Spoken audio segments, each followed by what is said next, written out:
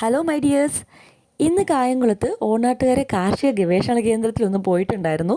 അവിടെ കുറച്ച് വളമൊക്കെ മേടിക്കാൻ വേണ്ടിയിട്ടാണ് പ്രധാനമായിട്ടും പോയത്.